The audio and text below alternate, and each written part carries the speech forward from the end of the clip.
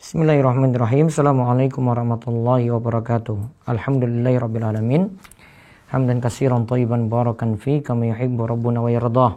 Wa asyhadu an la ilaha illallah wahdahu la syarikalah wa asyhadu anna Muhammadan abduhu wa rasuluh. Allahumma salli ala nabiyyina Muhammad wa ala alihi wa man tabi'ahum bi ihsan ila yaumiddin. Ini coba lihat, zoom-nya sudah ini. Allahumma inna nas'aluka ilman nafi'a wa rizqan thayyiba wa amalan mutaqabbala. Puji syukur kita panjatkan pada Allah. Selawat dan salam semoga tercurah pada Nabi besar kita Nabi Agung Muhammad sallallahu alaihi wasallam.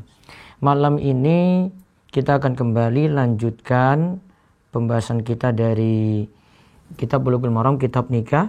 Tema kita malam ini talak 3 dianggap 1. Kita akan bahas hadis 1078 sampai 1081.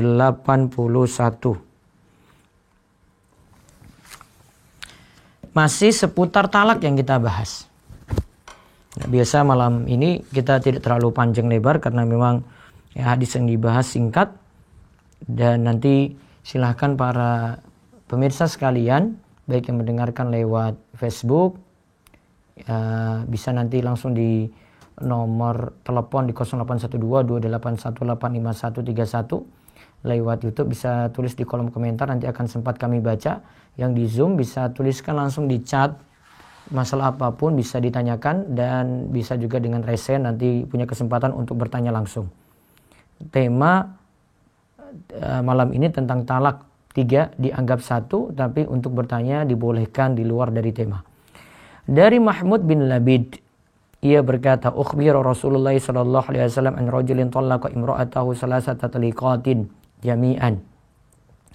Faqama ghadbana summa qala ayul'abu bi kitabillahi ta'ala wa ana baina adhhurikum hatta qama rajulun faqala ya Rasulullah ala aqtuluhu rawahu Nasa'i wa ruwatuhu muwaththaqun. Dari Mahmud bin Labid radhiyallahu anhu, ia berkata Rasulullah sallallahu alaihi wasallam pernah diberitahu tentang seorang yang menceraikan istrinya 3 talak dengan sekali ucapan. 3 talak dengan sekali ucapan. Beliau berdiri amat marah dan bersabda, apakah ia mempermainkan kitab Allah padahal aku masih berada di antara kamu? Sampai seorang berdiri dan berkata, wahai Rasulullah, apakah aku harus membunuhnya? Diriwayatkan oleh An-Nasa'i dan para perawinya dapat dipercaya. Kemudian dari Ibnu Abbas radhiyallahu anhuma, ia berkata, talaqa Abu Rukanah Umma Rukanah. Faqala lahu Rasulullah sallallahu alaihi wasallam raji'i imra'atak. Faqala inni talaqtuha thalathan. Qala qad alimtu raji'ha, rawahu Abu Dawud. Wa fi lafzin li Ahmada talaqa Abu Rukana imra'atahu fi majlisin wahidin salasan fahazina 'alaiha faqala lahu Rasulullah sallallahu alaihi wasallam fa innaha wahidatun. Wa fi sanadihima Ibnu Ishaq wa fihi maqalun. Wa qad rawa Abu Dawud min wajhin akhara ahsana minhu anna Rukana talaqa imra'atahu Suhaimah al-Battata faqala wallahi ma aradtu biha illa wahidatan faraddaha ilaihi an-nabiyyu sallallahu alaihi wasallam. Kita lihat hadis yang berikutnya lagi, ini tentang Abu Rukanah. Dari Ibnu Abbas radhiyallahu anhu, ia berkata, Abu Rukanah pernah menceraikan Ummu Rukanah, lalu Rasulullah sallallahu alaihi wasallam bersabda padanya, kembalilah pada istrimu. Dia berkata, aku telah menceraikannya 3 talak. Beliau bersabda, aku sudah tahu, kembalilah kepadanya. Diriwayatkan oleh Abu Dawud. Kemudian dalam lafaz riwayat Imam Ahmad, Abu Rukana menceraikan istrinya dalam satu tempat 3 talak. Lalu ia kasihan padanya, maka Rasulullah sallallahu alaihi wasallam bersabda, yang demikian itu 1 talak. Dalam 2 sanadnya ada Ibnu Ishaq yang masih dipertentangkan. Kemudian diriwayatkan oleh Abu Dawud dari jalan yang lain yang lebih baik dari hadis tersebut, bahwa Rukana menceraikan istrinya Suhaimah dengan talak putus. yaitu talak 3. Lalu berkata, demi Allah, aku tidak memaksudkannya kecuali 1 talak. Maka Nabi Shallallahu Alaihi Wasallam mengembalikannya, yaitu mengembalikan istri kepadanya. Nah, di sini pemirsa sekalian, kita terlebih dahulu nanti melihat riwayat hadisnya ya. Kalau kita lihat yang hadis pertama,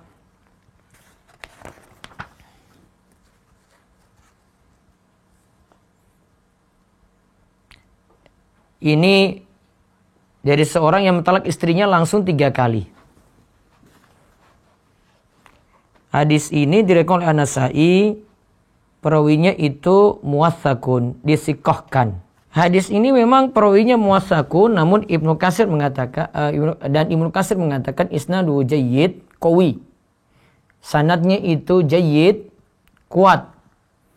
Akan tetapi punya 2 illah. Hadis ini mursal dan hadis ini munqati'.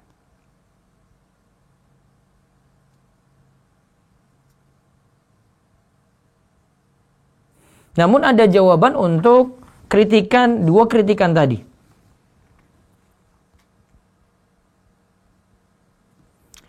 Intinya karena ya ada perselisihan di sini, kita lihat saja langsung faedahnya.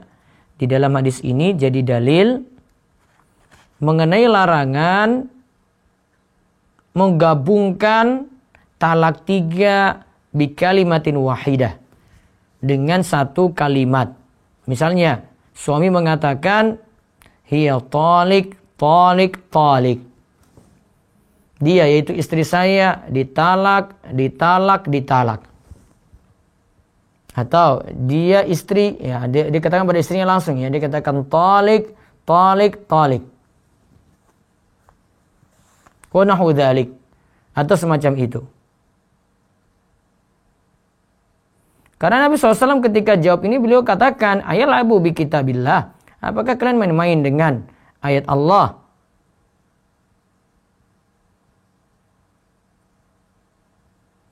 Karena gimana mau main-main sedangkan Nabi Muhammad SAW itu masih hidup di tengah-tengah mereka gitu, di tengah-tengah para sahabat.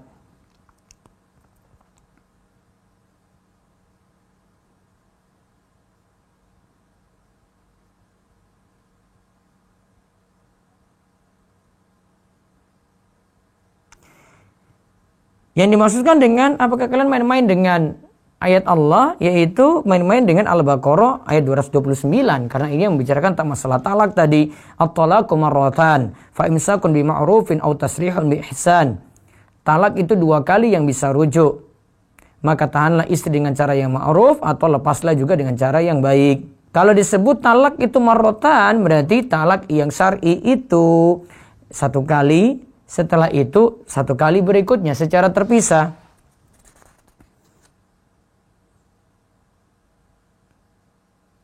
Tidak langsung dalam 1 kali ucap.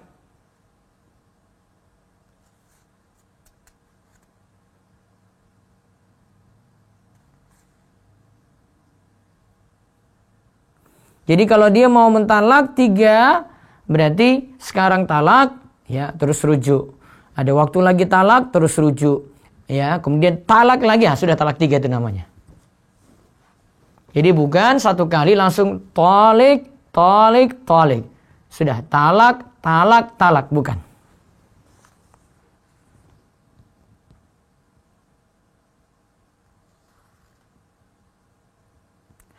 Kenapa tadi tidak boleh 3 sekaligus dalam 1 waktu? Di sini katakan oleh Syekh Abdullah Al-Fauzan, hikmahnya adalah supaya memberikan kesempatan pada suami untuk mikir. Yaitu dia bisa rujuk lagi pada istrinya. Setelah talak yang pertama atau talak yang kedua. Karena sebagaimana yang Allah katakan dalam surat At-Talaq, la tadri la'allallah yuhdisu ba'da dzalika amra. Kalian itu tidak mengetahui, ya semoga Allah yuhdis, mengadakan setelah urusan itu ada suatu urusan yang lebih baik lagi. Ya siapa tahu ada harapan yang lebih baik setelah cerai kok menyesal gitu. Kok keluarkan kata talak kemudian menyesal. Maka dia timbang-timbang lagi. Sehingga ingin rujuk. Pendapat yang menyatakan diharamkannya talak 3 sekaligus ini menjadi pendapat mazhab Malikiyah, Hanafiyah, dan salah satu pendapat dari Imam Ahmad. Dan ini dipilih juga kebanyakan dari mazhab ulama mazhab Hambali, dan ini pendapat dari Syekhul Islam Ibnu Taimiyah dan juga muridnya Ibnu Qayyim. Sedangkan pendapat kedua katakan itu tidak masalah. Namun meninggalkannya lebih baik. Ini jadi pendapat mazhab Syafi'i dan salah satu pendapat dari Imam Ahmad. Makanya mungkin jadi alasan kenapa di negeri kita sering ucapkan talak 3 sekaligus, ya karena di sini masih tidak dianggap haram, tapi meninggalkannya lebih afdol.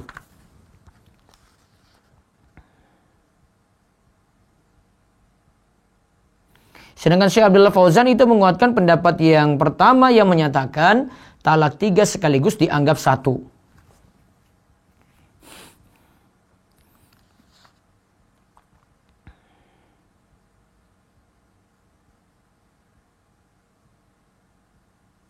Karena yang jadi pegangan untuk pendapat ini dari sebagian sahabat seperti Umar, Ali, Ibnu Mas'ud, Ibnu Umar, Ibnu Abbas, Ibnu Qudamah itu menyatakan walam yasih indana fi asrihim khilafu qaulihim, dan tidak didapati menurut kami di masa para sahabat tadi yang menyelisih perkataan mereka, yaitu menyelisih perkataan Umar, Ali, Ibnu Mas'ud, Ibnu Umar, dan Ibnu Abbas.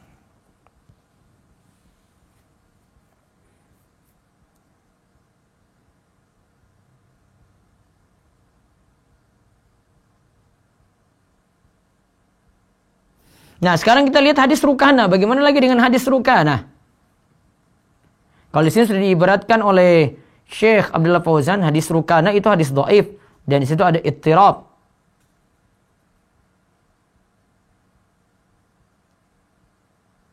Karena ittirabnya itu mengalami keguncangannya karena satu lafaz katakan talak 3 sekaligus, satu lafaz katakan itu lagi talak 1. Coba kita lihat hadis ini. Tadi kan disebutkan Abu Rukana pernah menceraikan Ummu Rukana, istrinya. Lalu Rasulullah SAW itu bersabda padanya, kembalilah pada istrimu. Ia berkata, aku telah menceraikannya 3 talak. Karena kalau 3 talak sekaligus, berarti kan sudah talak bain. Bain kubroh. Nggak rujuk lagi gitu. Namun Nabi SAW anggap itu 1. Tapi coba kita lihat penilaian hadis ini. Ya, kesimpulannya seperti yang dijelaskan oleh Syekh Abdullah Fauzan tadi, kan isi hadis ini, aku telah menceraikannya 3 talak, beliau bersabda, aku sudah tahu, kembalilah kepadanya. Berarti talak 3 dianggap 1. Sedangkan hadis yang lain sebutkan, riwayat Imam Ahmad, Abu Rukana menceraikan istri dalam satu tempat 3 talak, lalu ia kasihan padanya, maka Rasulullah SAW bersabda kepadanya yang demikian itu 1 talak juga. Dalam riwayat Abu Daud disebutkan Abu Rukana, bahwa Rukana ya, itu menceraikan istrinya Suhaimah dengan talak 3. Lalu beliau bersabda, demi Allah aku tidak maksudkannya kecuali 1 talak. Maka Nabi SAW mengembalikan istrinya kepadanya.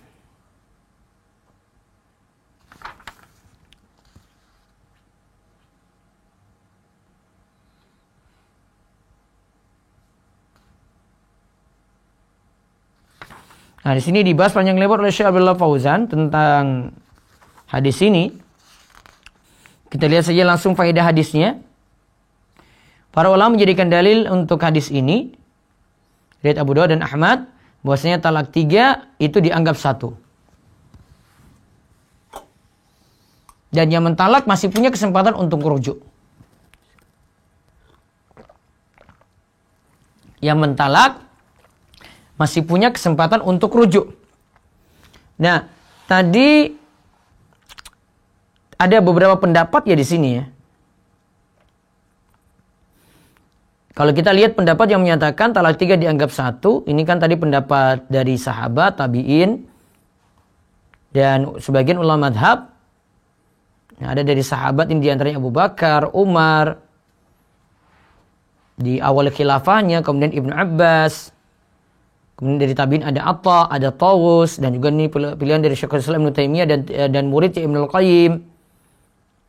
Juga ini pendapat ulama belakang seperti Hay'at Kibarul Ulama Saudi.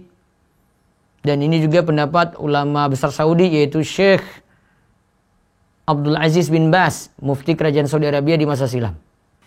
Dan jumhur itu menganggap bahwasanya talak 3 itu dianggap 3. Karena ini ada hadis lagi dari Rukanah yang terakhir itu dari Abu Daud. Bahwasanya Rukanah itu mentalak istrinya, maka dia mendatangi Rasulullah Sallallahu Alaihi Wasallam. Ya. Maka dianggap tadi bahwasanya Nabi SAW itu menyatakan pada yang mentalak,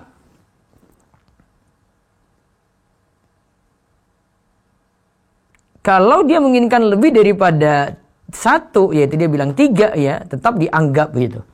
Berarti ada perselisihan memang tentang riwayat ini. Itulah yang kenapa dikatakan oleh Syekh Abdullah Fauzan hadis ini adalah hadis yang muttarib. Jadi kalau kita memilih pendapat ya talak 3 itu dianggap 1, ya talak 3 dengan 1 lafaz, yaitu talak 3 1 lafaz berarti saya talak kamu 3 kali gitu ya. Atau talak 3 dengan 3 kalimat talak ya 3 itu dianggap 1. Sandarannya adalah hadis Ibnu Abbas bahwasanya talak 3 itu dianggap 1, dan ini di zamannya Abu Bakar dan awal khilafah Umar.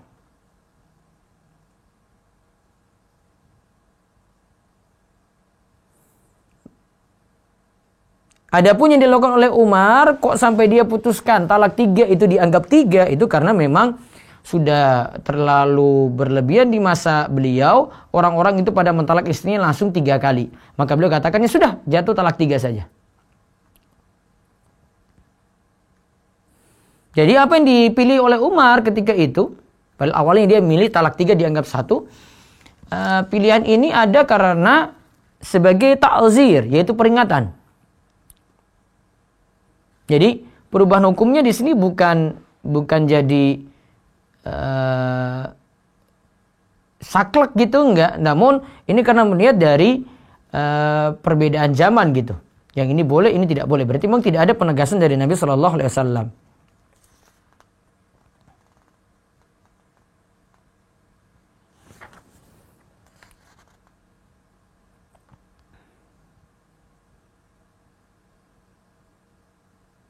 Adapun berdalil dengan hadis Rukanah,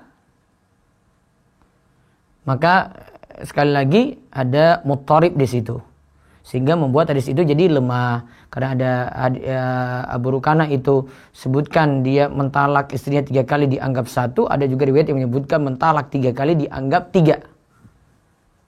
Nah itu namanya muttarib, karena berguncang. Kok satu orang kok ada 2 hadis model seperti ini, kok bertentangan. Nah maka para ulama istilahkan dengan istilah muttarib. Wallahu a'lam bishawab. Itu yang kita bahas. Pada kesempatan besok kita bahas talak sambil bercanda.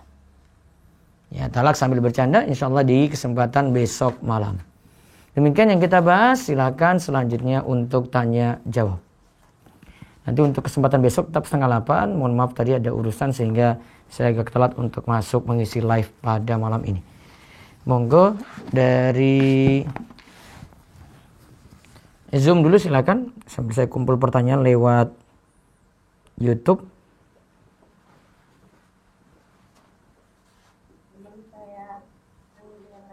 Saya bacakan terlebih dahulu. Iya, Ustaz. Bismillah, izin bertanya Ustaz. A adalah supplier, B adalah marketer. B memesan seragam untuk seluruh teman sekantor kepada A, di mana mereka sudah terikat kerjasama sebagai marketer A. B mendapatkan potongan diskon. Apakah potongan diskon tersebut sepenuhnya milik B, atau B harus berkata jujur bahwa mendapatkan potongan sekian kepada pimpinan kantornya? Coba diulang tadi, barangnya dari mana nih? Coba diulang, Bu. A adalah supplier, B adalah marketer. B memesan seragam untuk seluruh teman sekantoran kepada A, di mana mereka sudah terikat kerjasama sebagai marketer A. B mendapatkan potongan diskon. Apakah potongan diskon tersebut sepenuhnya milik B, atau B harus berkata jujur bahwa mendapatkan potongan sekian kepada pimpinan kantornya? Ini sebenarnya nanti melihat nih, ini pertama nanti ditinjau dulu PNS apa bukan. Kemudian yang kedua, ini kaitannya dengan pekerjaan kantor atau bukan. Kalau ini PNS ini lebih hati-hati ya. Ini masalahnya uang negara.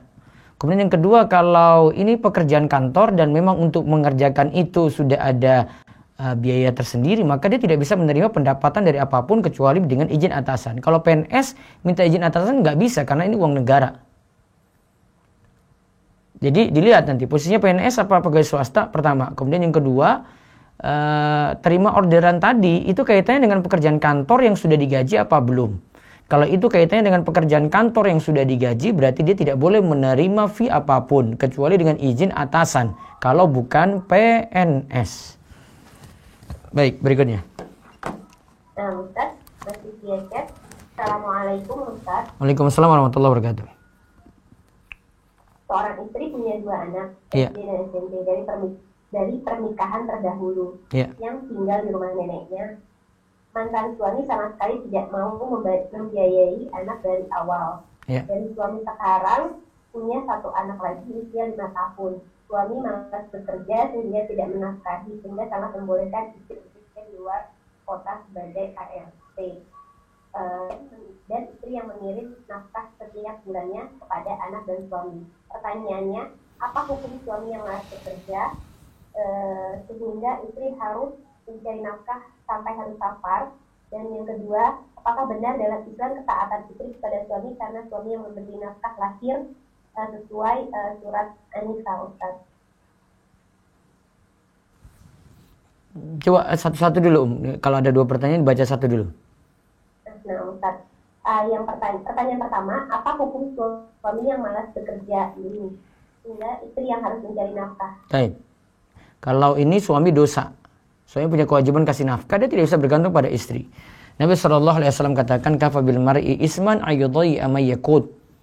Suami disebut berdosa jika dia melalaikan nafkah untuk keluarganya. Ini lalai di situ.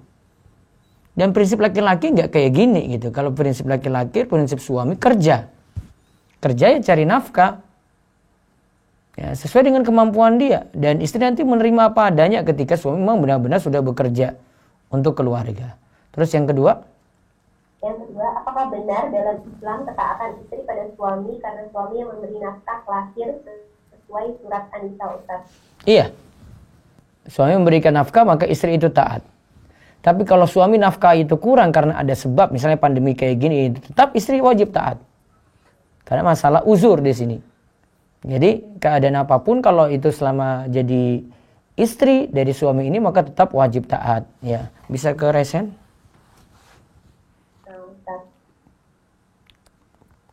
Kepada Bapak Abdullah Bahajir, silakan memimpin.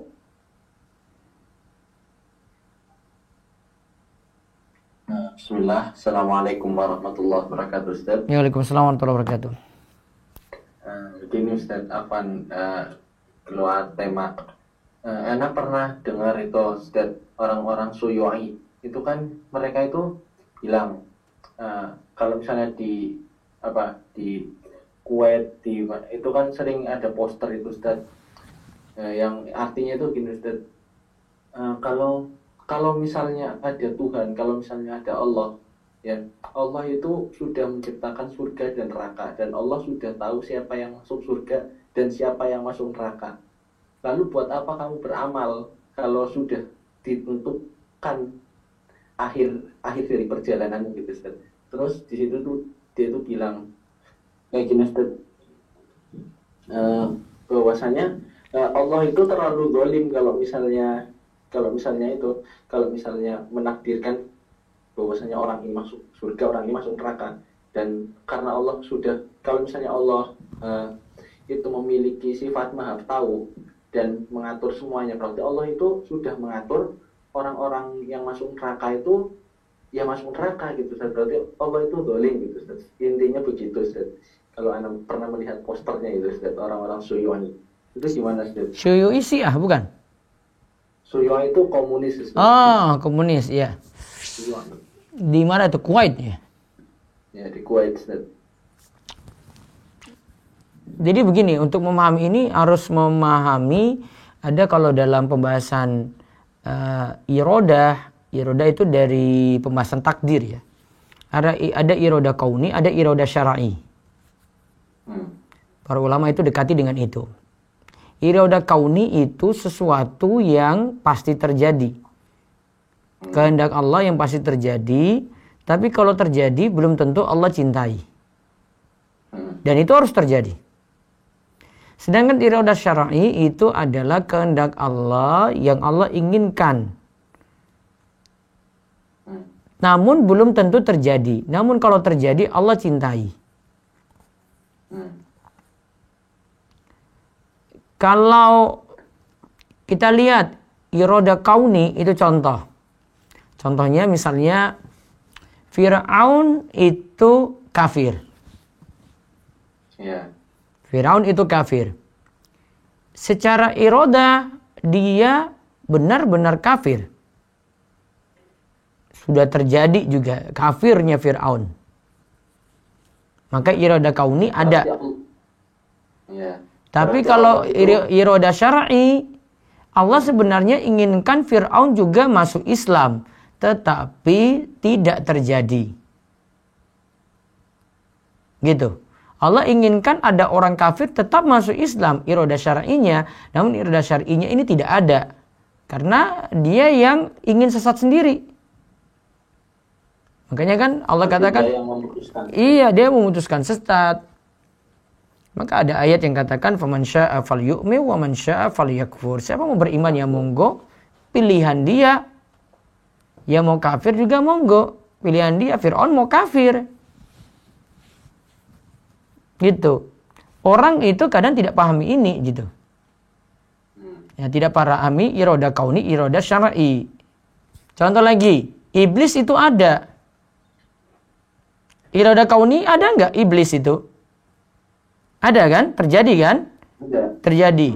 Namun kalau iroda syar'inya, ya iblis itu kafir kan. Nah, iroda syar'inya sebenarnya Allah pingin juga iblis itu beriman, namun kenyataannya tidak. Maka iroda syar'i tidak ada. Jadi itu memang sudah ketetapan Allah ya Ustaz. Ketetapan Allah, tapi manusia masih punya pilihan, dan ketetapan Allah ini manusia tidak tahu. Itu kuncinya, pahami takdir kayak gitu. Itu ketetapan Allah. Namun ketetapan Allah ini manusia tidak tahu. Hanya Allah yang tahu. Jadi sebenarnya dia rancu yang nyatakan kayak begini. Syu'i itu rancu. Rancunya gimana? Dia tahu dari mana dia masuk surga atau masuk neraka sampai putuskan kayak gitu. Iya, benar Ustaz. Nah, contoh aja gini. Kita main bola misalnya. Kan hanya main aja. Saya nggak tahu hasil akhir berapa kan. Sebab tahu saya bisa ngegolin di menit-menit akhir. Ya kan, karena hasil saya tidak tahu. Maka dia tetap usaha terus. Ya, yang lagi kalah ini misalnya ketinggalan 2 gol. Ya, dia main lagi. Wah, sudah masih ada peluang. Dapat 2-1. Oh, masih ada peluang lagi nih 5 menit. Kejar lagi 2 sama. Oh, masih ada peluang lagi 1 menit. Dapat menang lagi 3-2. Kan dia tidak pasrah. Sudah tahu 2-0 kalah. Dia nggak pasrah saja kan. Nah, dia kejar itu. Enggak, itu pasti bisa ada peluang tuh. Sama kita juga kayak gitu. Hasil akhir kita nggak tahu. Saya masuk surga, masuk neraka, saya nggak tahu. Walaupun saya punya amalan, saya sudah latihan penuh nih kan main bola tadi ya. Sudah latihan, saya sudah ngatur strategi. Wah, semua pemain pokoknya fit semuanya. Oh, nggak ada yang karena kartu kuning sebelumnya, main semuanya. Tetap ketika itu dia dalam kondisi kalah 2-0, tetap dia usaha masih punya peluang menang jadi 3-2. Dia tahu itu dia punya peluang. Dia kejar itu, dia usaha. Karena dia nggak tahu hasil akhir. Sama takdir itu kita tidak tahu hasil akhir juga. Karena tidak tahu hasil akhir, beramal. Supaya hasil akhir sesuai dengan harapan. Simple sebenarnya pahami takdir itu. Justru kayak begitu dia akan rancu pada satu titik. Ya. Allah yang verifik. Satu lagi lewat resen. Nah, Ustaz, tadi ada pertanyaan lewat chat yang terpotong dari beliau ingin menanyakan langsung kepada Ustaz. Silakan Bapak atau Ibu Dedenya. Bapak atau Ibu Dede Nur. Assalamualaikum Ustaz. Waalaikumsalam warahmatullahi wabarakatuh. Silakan Bu. Yang tadi terpotong Ustaz. Jadi ini suaminya itu memang nggak pernah kerja dari awal, bukan karena COVID aja Ustaz. Terus? Terus di Anisa 34 kan dibilang suami itu adalah pemimpin bagi wanita. Iya. Lalu di Al-Baqarah 3233 juga harus wajib menafkahi istri. Iya, pertanyaannya apa? Pertanyaannya, dan keadaan suami yang tidak pernah memberi nafkah seperti itu, malas bekerja begitu, apa udah boleh gitu mengajukan cerai, khuluk? Tidak pernah kasih nafkah sama sekali? Enggak, Ustaz. Enggak pernah? Ya, nanti terserah ibu. Ibu mau ngajukan khuluk atau tidak? Iya, malahan kan jadinya disuruh jadi kerja AFT keluar kota, jadi istrinya yang menafkahi, ngirim tiap bulan kan. Jadi istrinya ini takut berdosa karena dia pergi safar. Oh, istrinya yang kerja pergi safar? Iya kan, karena anaknya kan 3 Ustaz, harus dibiayai. Nah, sementara nggak sama sekali males, nggak kerja. Lalu ya udah kamu pergi kerja nggak apa-apa katanya, kirim uang tiap bulan gitu. Terus karena udah sering ngaji di sini kan, sering ngaji gitu, jadi tahu hukumnya, makanya bertanya gitu. Ustaz, apakah sementara kan sebenarnya istri itu nggak boleh berpisah dengan suami, safar lagi kan, tapi dengan keadaan suami yang memang tidak bertanggung jawab seperti itu. Jadi maksudnya apabila nanti bercerai gitu, apakah boleh lanjut bekerja? Nah, itu kalau problem. Sekarang kan bekerja nggak boleh safar karena masih ada suami. Nanti kalau misalnya bercerai, apa boleh gitu lanjut bekerja? Maksudnya tidak menjadi dosa yang besar lagi karena tidak mendampingi suami gitu, Ustaz. Udah segala cara untuk menyadarkan suami ini, udah segala cara. Dilema Bu, itu ada 2 masalah sebenarnya. Yang pertama itu masalah suami tidak kerja. Yang kedua, istri terpaksa kerja namun pergi tanpa mahram. Tetap yang dua-duanya tidak boleh. Suami tidak kerja ya nggak boleh. Yang kedua, istri bekerja luar kota, safar tanpa mahram, haram. Dilema Bu, mau pilihannya cerai, istri tetap kerja juga kan? Kerja tetap dia safar tanpa mahram juga. Mau tetap dengan suaminya, ya, juga suaminya malas seperti itu, maka dilemanya lagi suami malas plus harus tetap pergi tanpa mahram juga, gitu kan? Hukumnya nggak mukim ya Ustaz kalau udah lebih dari 3 hari. Diantarin dulu sama adiknya sama mahramnya, nanti dia kan jadi mukim. Benar itu diantarin? Iya, adiknya ada, adik kandungnya, kakak kandungnya laki-laki juga ada. Iya, kalau mahramnya banyak Ustaz, nggak suami itu mahramnya satu-satunya. Cuman kalau mahramnya ada yang lain boleh, yang penting nggak teori-teori di awal aja ini. Nanti saya bilang boleh, setelah itu nanti nggak apa-apa deh pergi safar aja gitu tanpa mahram. Masalahnya antara teori dan nanti saya bilang ini boleh, nanti teori dengan praktek beda gitu loh. Allah ini kan kerjanya sama anak Ustaz. Jadi boleh kalau dengan safarnya dengan mahram boleh. Boleh Ustaz ya. Iya. Terus kalau ada anak balita laki-laki itu ikut siapa kalau dalam syar'i, hukum syar'i Ustaz? Sebelum 7 tahun ikut ibu, namun nanti tergantung keputusan pengadilan. Syukran Ustaz, jazakallahu Ustaz. Waalaikumsalam. Baik, saya baca dulu lewat YouTube. Ustaz, apa benar doa selesai baca Al-Quran itu sadaqallahul azim? Baca doa kafaratul majlis ya. Terus kalau suami ngajak pisah, apa itu termasuk jatuh talak? Baru ngajak pisah. Bukan karena niatan pengen pisah, tapi karena ngerasa udah nggak mampu membahagiakan istri. Baru mengajak pisah. Coba. problemnya? Kenapa ini? Ingat ya, baru ngajak pisah. Bukan pisah, bukan kalimat talak yang keluar. Jadi bedakan di situ ya. Terus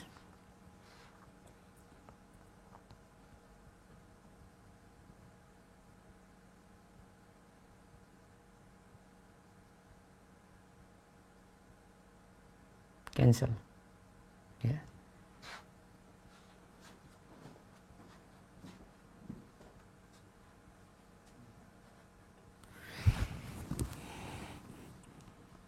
Bagaimana kita sebagai suami mendefinisikan bahwa hasil yang kita dapatkan benar-benar berkah atau halal? Nah, apakah benar rezeki yang tidak berkah penyebab dari istri dan anak menjadi tidak taat? Iya. Istri dan anak jadi tidak taat ketika rezekinya tidak berkah.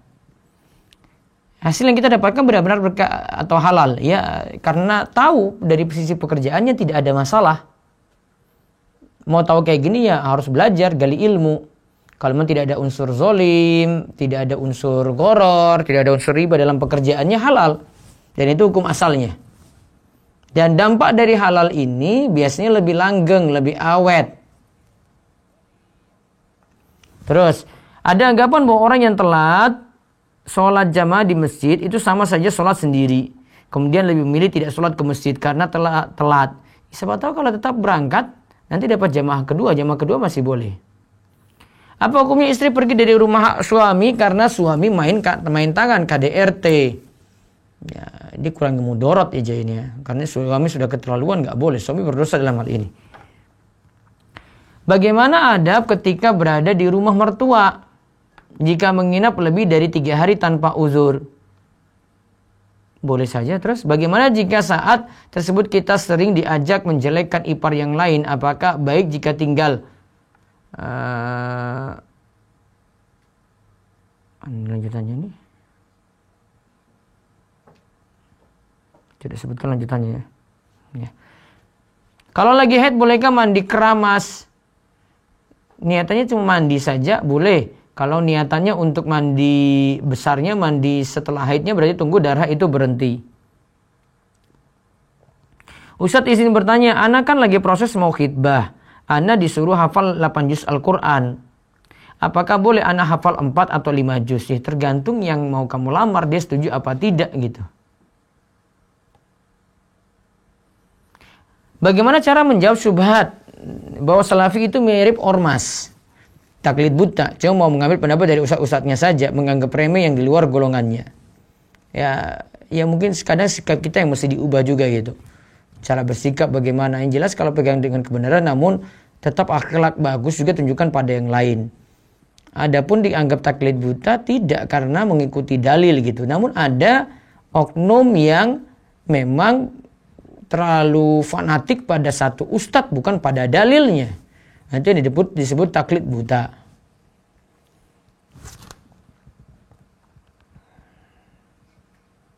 Jika kita mengetahui suami tidak menyukai fisik kita dan meski saat awal memilih suami mencari karena agama istri, namun setelah dipernikahan suami tidak mampu menahan dan tundukkan pandangannya, menonton video porno plus onani, juga masih melihat wanita lain meski belum sampai chattingan, dan juga suami pernah akui ingin yang cantik muda, apakah ini termasuk hal yang diperkenankan jika istri minta cerai? Ketika istri minta cerai pun karena merasa sedih tak bisa membantu tundukkan pandangan suami, karena jika suami berpoligami harta dan ilmunya masih dilihat belum mampu, dilihat dari bagaimana sikap suami kepada istri juga terhadap nasihat agama yang bisa diabaikan, tahu hukumnya tapi masih enggan melaksanakannya. Ini cobaan ya untuk istri ya. Ya kadang ya gitu. Coba nanti ikuti saja kajian saya malam Sabtu ya. Nanti saya bahas semua wanita itu cantik. Sebenarnya ingin bahas jawab seperti ini nih. Karena kadang terlalu memandang fisik itu yang dikedepankan, itu yang dinomorsatukan. Padahal yang lebih awet itu adalah akhlak, tingkah laku. Bagaimana istri menjalani kewajiban-kewajibannya dengan baik, itu yang lebih penting sebenarnya. Namun sosok laki-laki kurang melihat hal ini. Jika sudah jatuh talak 1 lalu habis iddah, jika kemudian mengurus hukum negara, apakah ada masa iddah lagi Ustadz untuk seorang istri jika ingin menikah setelah putusan keluar akta cerai? Jatuh talak 1 lalu habis iddah, ya berarti nanti akad baru lagi kalau balik dengan suami. Jika kemudian mengurus hukum negara, apakah ada masa iddah lagi Ustadz? Tidak, karena dia pakai urusan negara tadi cuma masalah ini ya, masalah resmi administrasi saja ya. Namun dia pakai masa iddah yang saat dijatuhkan talak oleh suami dengan lisannya, dengan kalimat tegas. Kalau sudah lewati masa iddah, maka itu yang dipakai. Ketika keluar surat cerai, cuma masalahnya lagi pengadilan tetap akan menunggu juga dengan hasil keputusan pengadilan untuk menunggu masa iddah lagi berikutnya. Baru dia boleh menikah lagi. Ya, dengan memandang hal ini berarti tetap istri harus menunggu masa iddah dari hasil keputusan pengadilan. Seorang istri yang sudah menopause, ditinggal suami sudah 4 tahun, kemudian istri gugat cerai, sudah ketok palu, masa iddah berapa bulan Ustadz? Menopause berarti 3 bulan, salah satu asyhur, 3 bulan hijriyah. Baik, saya kembalikan kepada Zoom, silakan.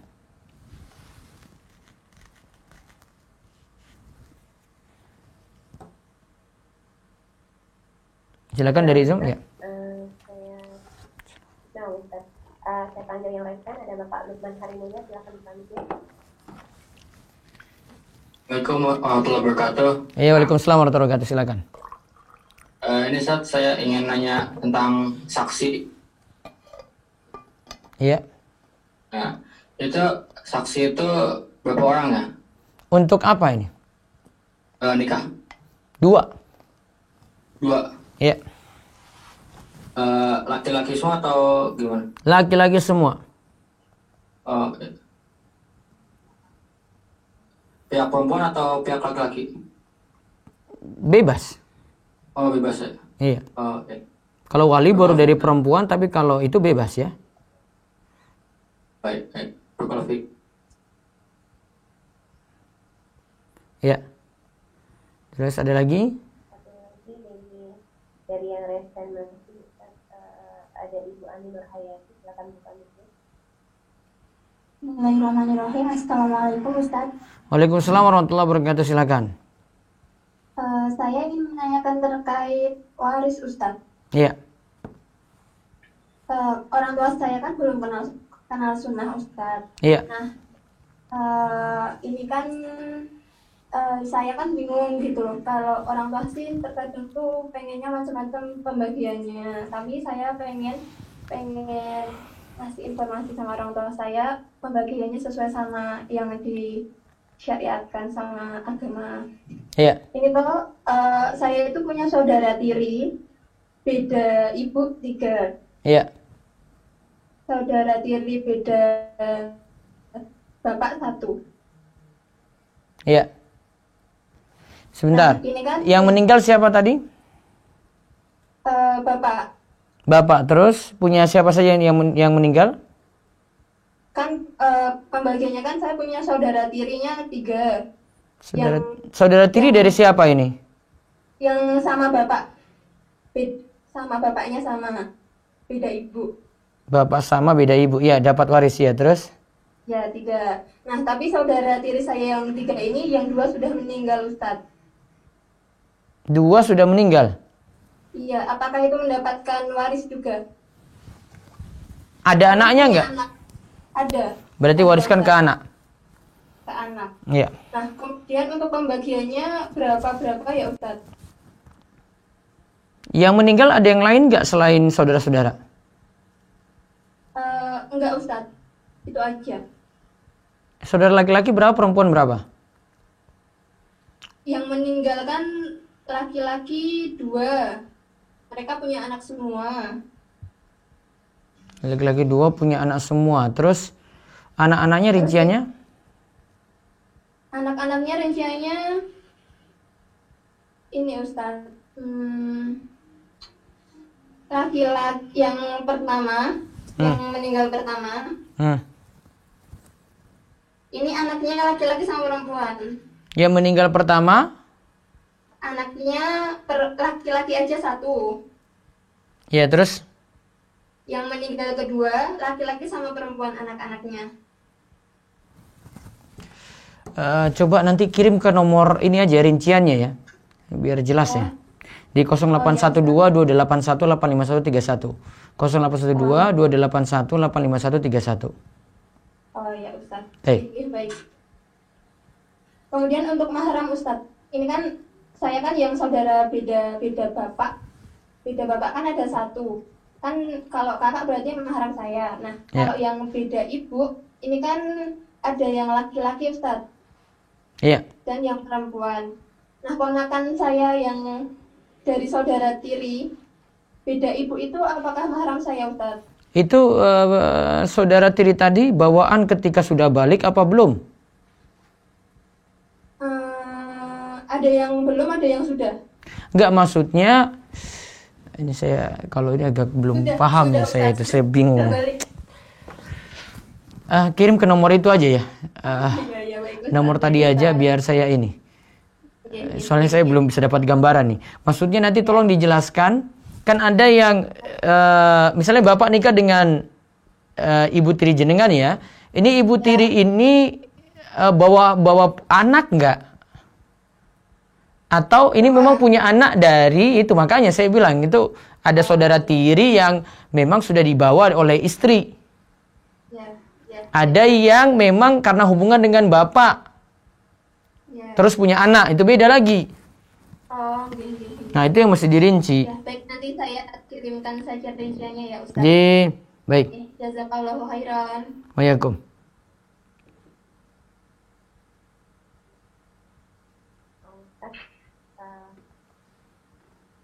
Untuk yang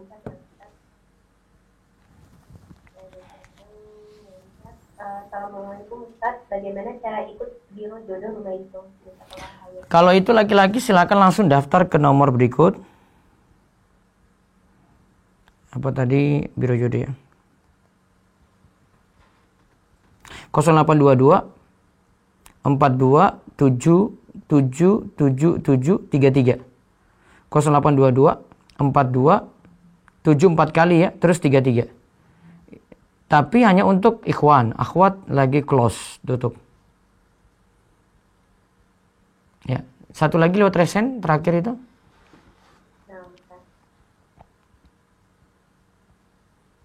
Ada Ibu Maryam, silakan dipanggil. Assalamualaikum warahmatullahi wabarakatuh. Waalaikumsalam warahmatullahi wabarakatuh. Jadi gini Ustadz, qadarullah suami saya kena COVID, terus sudah isolasi mandiri, dan makin lama kondisinya makin menurun. Tapi suami saya bersikeras untuk isolasi mandiri dan kekeh kalau imunitasnya masih kuat gitu. Harusnya dibawa ke rumah sakit ya? Iya. Iya, terus? Dan kan kadang khawatir gitu ya Ustadz. Tapi waktu saya bilangin gitu, suami saya itu bilangnya saya harus patuh gitu, harus taat gitu. Dan emang kalau ketika panasnya tinggi gitu kan, jadi emosinya jadi agak meledak-ledak gitu Ustadz. Jadi saya harus gimana ya Ustadz? Kalau ibu tidak di situ bareng suami gimana? Dia isolasi sendiri? Suami isolasi di lantai atas ya Ustadz. Sebenarnya kayaknya secara aturan nggak boleh ya Bu sekarang isolasi mandiri setahu saya ya. Coba manut aturan dulu lah. Kalau saran dokter itu gimana, manut aja sama yang lebih paham gitu. Jangan keinginan sendiri, nggak boleh. Memudaratkan yang lain. Iya Ustadz. Iya. Tapi kalau saya bilang ngunjungin dokter atau ke rumah sakit, nggak mau Ustadz. Ya sudah kalau begitu, memang saran dari dokter ya gimana lagi?